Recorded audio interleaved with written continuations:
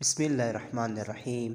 قال امام صادق علیہ السلام، قال رسول اللہ صلی اللہ علیہ وآلہ وسلم،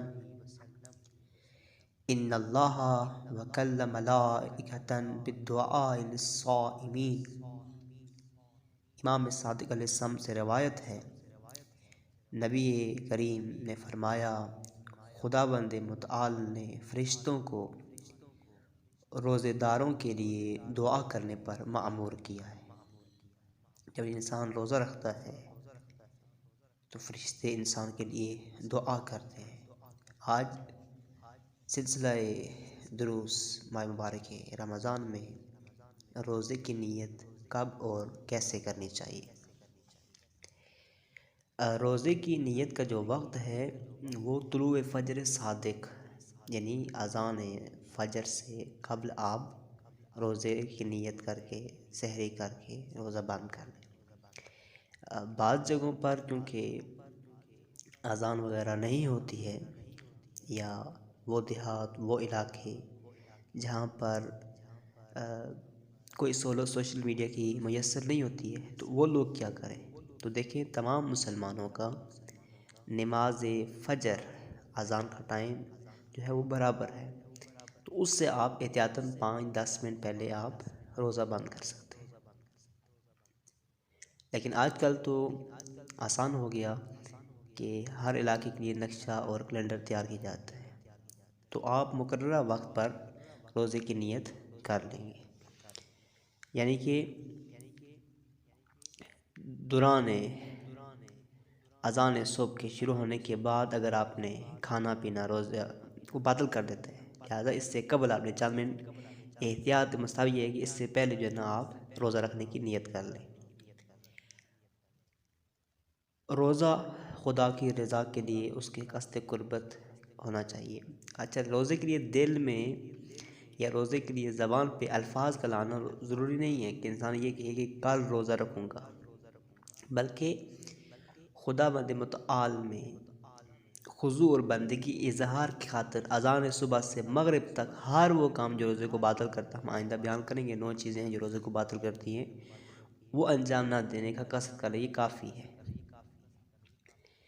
اب یہاں ایک سوال یہ پیدا ہوتا ہے، اگر کوئی شخص صبح کی اذان سے پہلے نیت کر کے سو جائے اور غروب شرق کے بعد بیدار ہو تو اس کا روزہ کیسا ہے؟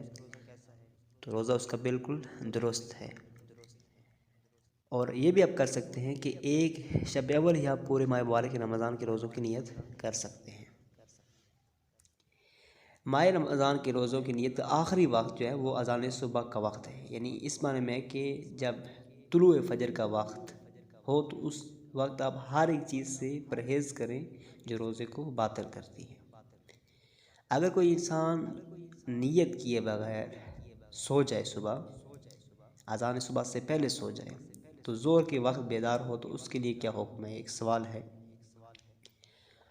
تو دیکھیں، اگر جو شخص ماہ مبارک رمضان کی صبح کی اذان سے پہلے روزے کی نیت کے بغیر سو جائے، اگر ظہر سے قبل بیدار ہو تو نیت کر لے، اس کا روزہ درست ہے۔ اگر ظہر کے بعد بیدار ہو تو بقیہ دن قصد قربت چیزوں سے پرہیز کرے گا، قصد قربت متعلقہ اس دن کے روزوں کی قضا بھی کرے گا، یعنی اگر ظہر کے بعد اگر وہ بیدار ہو اور اس نے نیت نہ کی ہو تو اس روزے کی بعد میں وہ قضا کرے گا۔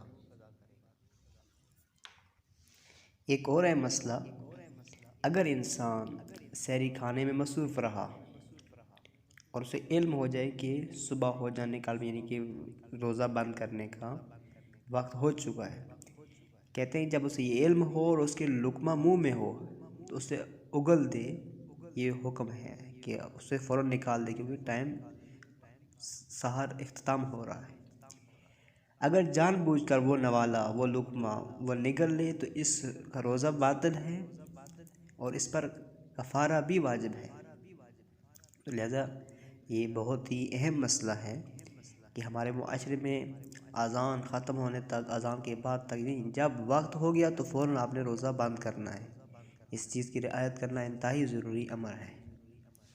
اگر کوئی شخص لا علمی کی وجہ سے بھول کر ماہ مبارک رمضان کے روزے کی نیت نہ کرے اور ظہر سے پہلے یاد آ جائے اور کوئی کام انجام نہ دیا ہو جو روزے کو باطل کرتا ہے تو اس کا روزہ درست ہے، وہ زور سے قبل نیت کر لے۔ لیکن اگر زور کے بعد وہ بیدار ہوتا ہے یا زور کے بعد اسے یاد آتی ہے کہ میں نے روزے کی نیت نہیں کی، اگر کوئی کام انجام دیا ہے روزہ اس کا تو باطل ہے، آئندہ وہ قضا کرے گا۔